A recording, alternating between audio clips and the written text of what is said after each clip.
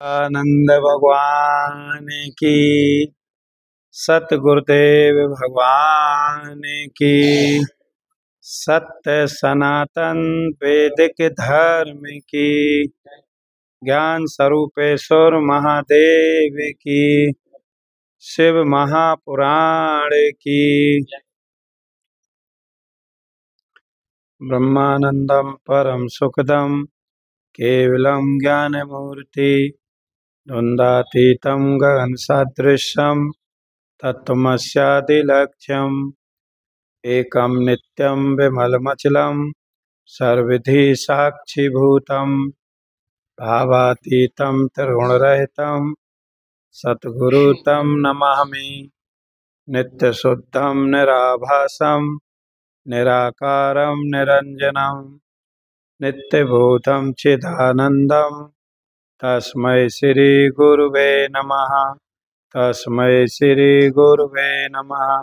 तस्मै श्री गुरुवे नमः। सतगुरु भगवान की। अभी स्वामी जी ने बहुत अच्छी बात कही कि भगवान श्री कृष्ण अर्जुन से बोले कि मैं तुम्हें बुद्धि योग देता हूं। ददामि चा बुद्धि योगम। आखिर वो बुद्धि योग है क्या, और भगवान कौन सी बुद्धि दे रहे हैं? भगवान ने कहा है मैं तुम्हें बुद्धि योग देता हूं। थोड़ा अपन जगत व्यवहार में आए तो जिसकी बुद्धि जिस विषय में पारंगत है वो उसी विषय की बुद्धि योग दे सकता है। मान ली जाए कोई इंजीनियर में पारंगत है तो वो इंजीनियर बुद्धि दे सकता है। मान ली जाए कोई अंतरिक्ष में पारंगत है तो वो अंतरिक्ष ही बुद्धि देगा, कैसा क्या है क्या है।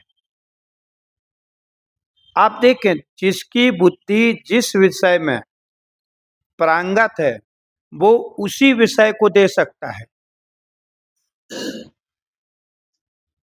अब भगवान श्री कृष्ण कह रहा है कि मैं तुम्हें वह बुद्धि योग देता हूं जिसमें संसारी पुरुषों की बुद्धि पारंगत नहीं है। उसमें तो कोई कोई एक महापुरुष ही पारंगत है। और वो बुद्धि योग क्या है, आत्मा क्या है और अनात्मा क्या है। ये संसार में आपको ये आत्म बुद्धि योग आपको कोई नहीं देगा। आत्मा अनात्मा की छटनी करके और आत्म रूप को जानना।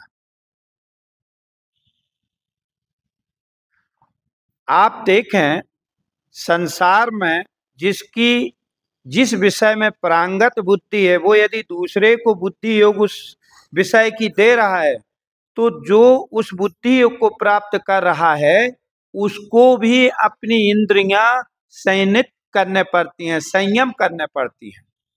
एक उसी विषय में उसे पारंगत होने पड़ता है। हर विषय से उसे बुद्धि को हटाने पड़ता है। तो ये तो परमार्थ विषय है। इसमें बुद्धि का संयम कितना चाहिए, इंद्रियों का संयम कितना चाहिए, क्योंकि इंद्रियों का संयम है ही बुद्धि को बल प्रदान करता है। इंद्रियों का यदि संयम नहीं होगा तो बुद्धि को बल प्रदान नहीं मिलेगा। भगवान वही बात कह रहे हैं, शिवोहम शिवोहम। भगवान भी वही बात कहना चाह रहे हैं। आप देखें भगवान श्री कृष्ण कह रहे हैं कि जिसकी इंद्रियां वश में है उसका जिसका मन बस में, क्योंकि मन भी इंद्रियों के ही अंतर्गत आता है, क्योंकि इंद्रियां जो प्रथमाशील, जो संयम से जीवन जीने वाले पुरुष हैं, उनकी भी विक्षिप्त कर देती है इंद्रियां बुद्धि को। जो साधन में लगे हुए हैं, जो तत्पर हैं, तो संसारी पुरुषों की क्या हालत होती होगी तो पूछो ही मत। पर भगवान श्री कृष्ण कह रहे हैं कि हे अर्जुन, तान सर्वाणि संयम युक्ता आसीत मत पर, तत्परता से। जैसे कई बार आपको उदाहरण दिया कि आपके पीछे कोई कुत्ता पड़ जाए, पागल कुत्ता हो, तो आप तत्परता से वह जगह खोजते हो जहां आप सुरक्षित हो सको।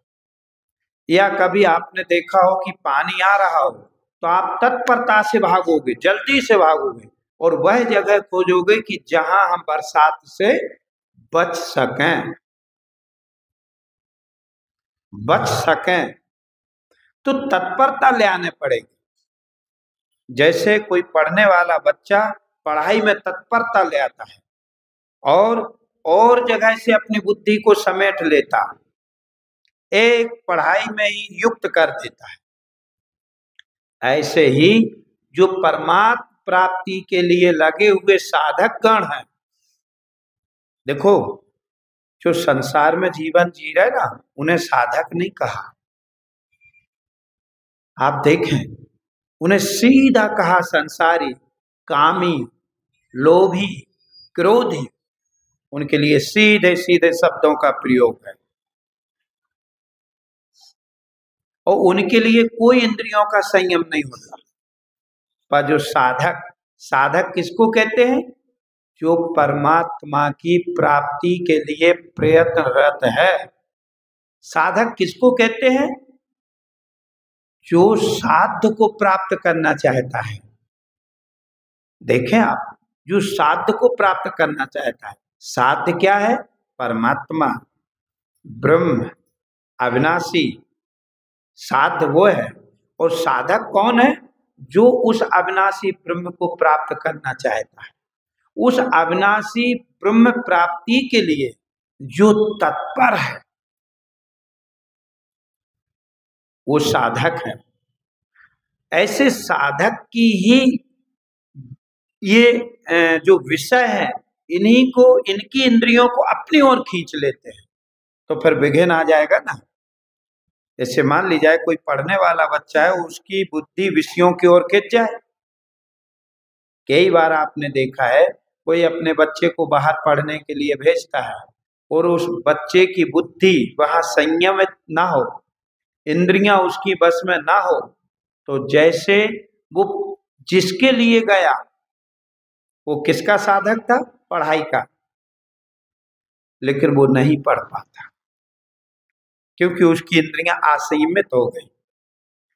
उसके मन को बलात् से ये इंद्रियां खींच लेती हैं। इंद्रियां का मतलब होता है विषय, अपनी ओर आकर्षण कर लेते हैं। साधक को अब जो परमात्मा की प्राप्ति के लिए लगा हो, उसकी भी इंद्रियों को, बुद्धि को ये विषय खींच लेते हैं। और आप कभी भी खुद विचार करके देखना, विवेक करके देखना, किसी चीज को आप लगे हो तो उसमें जब आपकी सारी इंद्रियां संहित हो जाएंगी, एक ही जगह टिक जाएंगी, तो वो विषय आपको कभी जटिलता वाला नहीं पड़ेगा। लेकिन वृत्तियां चंचल हों तो वो विषय समझ में नहीं आता।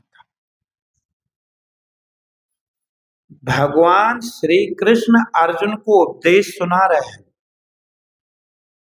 और उपदेश सुनाते वक्त कह रहे हैं कि हे अर्जुन, तू अपनी इंद्रियों को संहित कर, संयम कर, तत्पर हो जा। किसमें तत्पर हो जा? जो मैं तुझे सुना रहा हूं। क्योंकि सतगुरु भगवान जो सुना रहे हैं वो परमात्मा विषय है, तत्पर होगा। वसे ही यस इंद्रियाणी, सारी इंद्रियों को बस में कर लो, एक ही विषय की ओर मोड़ दो।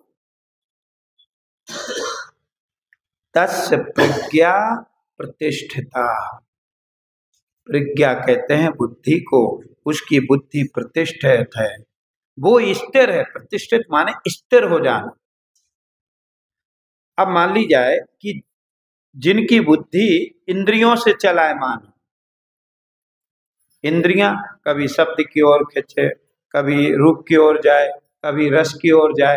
अब मान ली जाए कि यहाँ बैठे, यहाँ बैठ करके आप सत्संग श्रवण कर रहे, अब कहीं से आवाज आई, वृत्ति वहां चली गई, वो क्या कह रहा, ये वृत्ति की चंचलता ना हो, कभी रस की ओर चली जाए, कभी गंध की ओर चली जाए, ये वृत्ति चंचल ना हो, सिर्फ एक ही विषय में तत्पर हो, संयमित, उसकी बुद्धि क्या कह रहा है भगवान, प्रतिष्ठित, एक जगह स्थिर है। अब ये फिर मैं आपको बता दूं, बुद्धि की प्रतिष्ठिता किसमें होना चाहिए, मैं ब्रह्म हूं,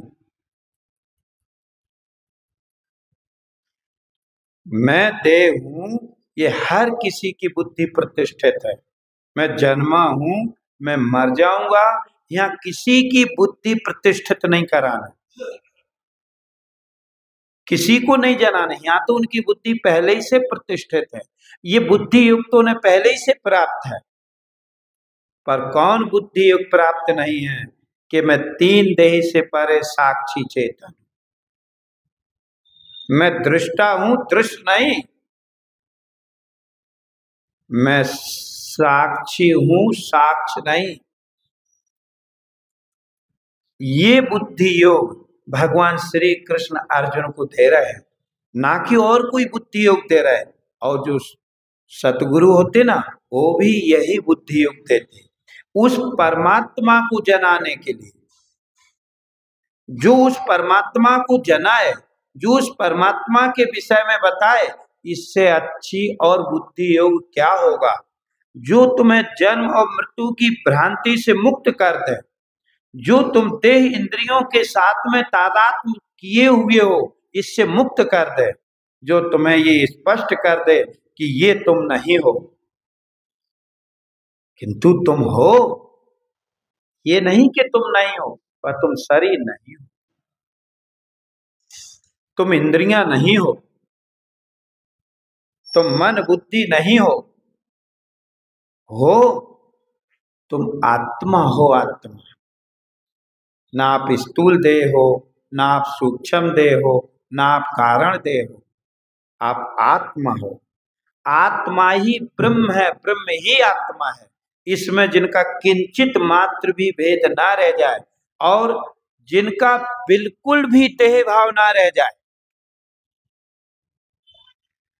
जैसे अज्ञानी को देह में बिना किसी प्रयत्न के अहम बुद्धि है, ऐसे ही सतगुरु की कृपा से जिनके देह भाव की तरह मैं आत्मा हूं, ऐसी बिना प्रयत्न के बुद्धि स्थिर रहती है, वो बुद्धि योग है।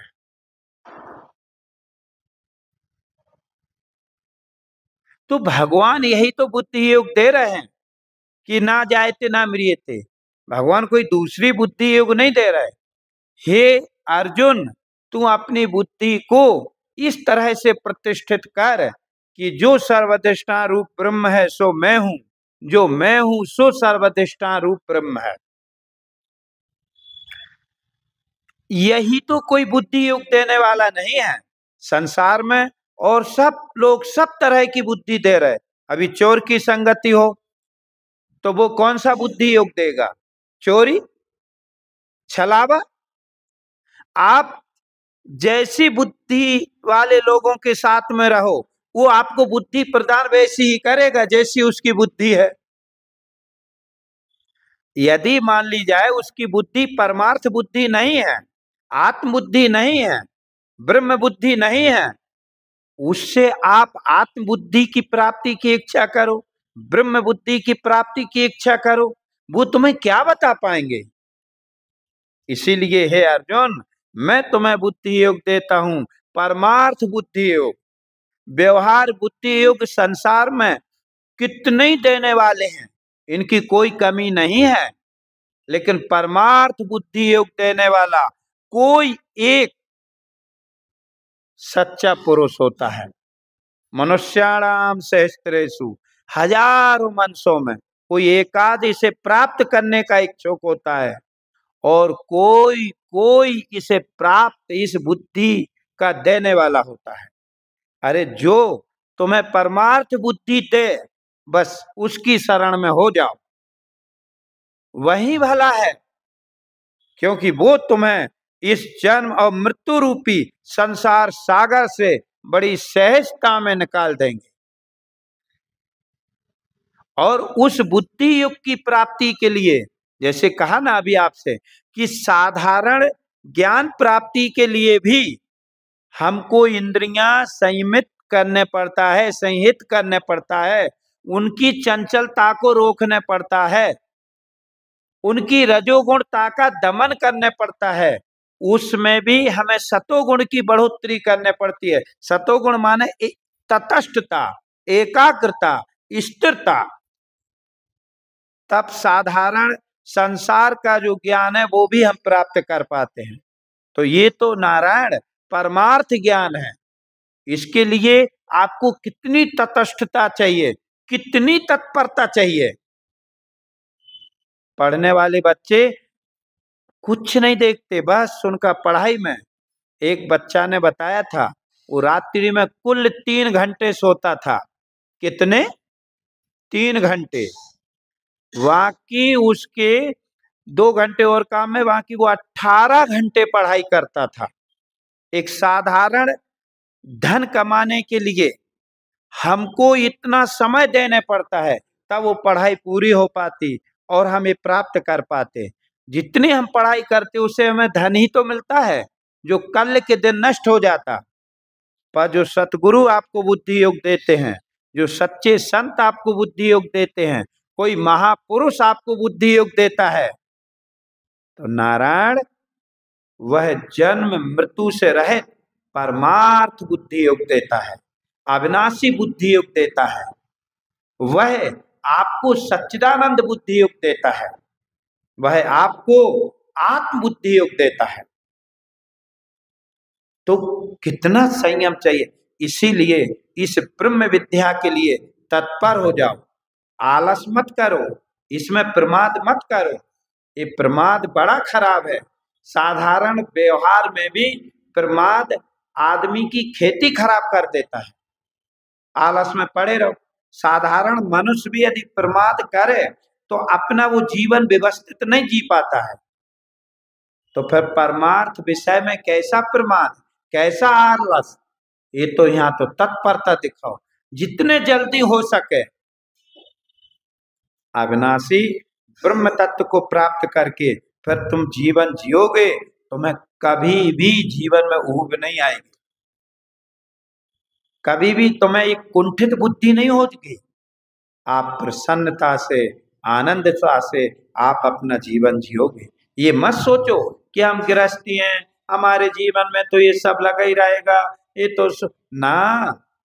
आप ध्रुव और प्रहलाद के जीवन को देखो, आप भगवान राम के जीवन को देखो। ये ध्रुव और प्रहलाद को तो परमार्थ बुद्धि 5 साल में प्राप्त हो गई थी, और फिर वो ग्रस्त जीवन में रहे, प्रेम से ग्रस्त जीवन जिया, और हमेशा हरि को नहीं भूल पाए। क्यों नहीं भूल पाए? क्योंकि हर अब भूलने जैसा रहा ही नहीं। यदि मुझे अपने से भिन्न कोई हरि होता, अपने से भिन्न वस्तु भूल सकती है, पर जैसे आप कभी अपने आप को भूल जाओगे क्या? अपने से भिन्न वस्तु का भूल सकते हो। आपकी कोई प्रिय वस्तु है, कुछ दिन आपको दूर रखा जाए, धीरे धीरे वो ममत्व भी खत्म हो जाएगा। लेकिन अपने से भिन्न वस्तु में ममत्व होता, यहाँ परमात्मा में ममत्व नहीं होता, अप्रोक्ष होता है, साक्षात अप्रोक्ष होता है। जैसे कोई भी अपने आप को नहीं भूल सकता, तो परमात्मा को जब वह आत्म रूप करके देख लेता, तो परमात्मा की कब विस्मृति होगी, किस काल में विस्मृति होगी? अरे जो विस्मृति करने वाला मन है ना, उसको प्रकाशने वाला भी वही साक्षी परमार्थ है। जो विस्मृति करने वाला मन है ना, उसको भी प्रकाशने वाला भी वही साक्षी है। अरे वही तो आप हो जो स्मृति और विस्मृति का प्रकाशक है। इसलिए नारायण अपने जीवन को तत्परता किस में दिखानी है? परमात्म प्राप्ति में। क्यों दिखानी है? क्योंकि 84 लाख शरीरों में एक ही शरीर है जिसमें आप अविनाशी परमात्मा की प्राप्ति कर सकते। 84 लाख शरीरों में सब भोग योनि है। जिन भोगों के लिए हम मनुष्य शरीर पाके प्रवृत्त होते हैं, वो भोग तो बताते हैं कि हर योनि में मिल जाएंगे, पर हर योनि में आपको सत्संग नहीं मिल सकता। हर योनि में आपको ये ब्रह्म विद्या श्रवण करने को नहीं मिल सकती, क्योंकि वो भोग योनि है। इसीलिए भी मनुष्य शरीर मिला है तो 80 और 85 साल, और उस इतने ही समय में मुझे देह मृत्यु को प्राप्त ना हो पाए, उसके पहले आप भ्रांति मुक्त होकर परमार्थ बुद्धि से युक्त हो गए तो आप जीवन मुक्त हो गए। और यदि परमार्थ बुद्धि से युक्त नहीं हो पाए तो सत्संग का ये प्रभाव रहता है कि वो अपना सत्संग का फल निष्फल नहीं जाएगा, वो अगले जन्म में। लेकिन अगले जन्म की कल्पना ही क्यों करो, आशा ही क्यों करो, जब भगवान ने अभी स्वस्थ शरीर दिया, स्वस्थ मन दिया, जीवन में जिस सत्संग की उपलब्धता चाहिए, भगवान की कृपा से वो सत्संग भी हमें उपलब्ध हो रहा। वो ब्रह्म विद्या, ब्रह्म चर्चा, परमार्थ जो बुद्धि योग चाहिए, वो परमार्थ तत्वदर्शी महापुरुष जब हमारे सामने बैठे हों, फिर भी कोई अगले जन्म की सोचे, तो इससे बड़ा प्रमाद और क्या हो सकता है? इससे बड़ी वो भूल क्या हो सकती है? अरे भाई क्यों? हम तो अभी इसी समय तत्परता दिखाएं और इस परमार्थ बुद्धि से युक्त हो जाए। देह बुद्धि को निर्वृत्त कर दें। स्थूल सूक्ष्म जो कारण भाव है, ये तीनों बुद्धियों को तहस नहस कर दो, और तीनों बुद्धियों का जो जागृत, स्वप्न, सुषुप्ति का जो जानने वाला है, ऐसा अनुभव करो कि मैं इन तीनों अवस्थाओं का जानने वाला चेतन हूं। यही तो सतगुरु ने बुद्धि योग दिया, और यही वो बुद्धि योग है जिससे तुम्हारा देह तहस नहस हो सकता है। संसार में और कितनी भी तुम्हें बुद्धि प्राप्त हो जाए, उससे भ्रांति की निवृत्ति नहीं हो सकती। द्वैविध ज्ञान पिछानियों, एक परोक्ष अपरोक्ष, अस्ति ब्रह्म परोक्ष है, अहम ब्रह्म अपरोक्ष। जो ये अहम ब्रह्म है, यही ददामी, यही बुद्धि योग है। परोक्ष बुद्धि योग तो पहले से प्राप्त है। द्वैविध ज्ञान पिछानियों, एक परोक्ष अपरोक्ष, अस्ति ब्रह्म परोक्ष है, अहम ब्रह्म अपरोक्ष। ब्रह्म है, ये अस्ति रूप से बोधन किया। यदि ब्रह्म है, ये हमने जाना, ऐसी बुद्धि योग प्राप्त की, तो निश्चित रूप से आप अपने को जीव रूप करके ही देखोगे। आप अपने को जन्म मृत्यु वाला ही, पापी पुण्य ही देखोगे। और सतगुरु क्या करते हैं कि अहम ब्रह्म अपरोक्ष, जो मैं ब्रह्म हूं, ये ज्ञान सतगुरु भगवान देते हैं।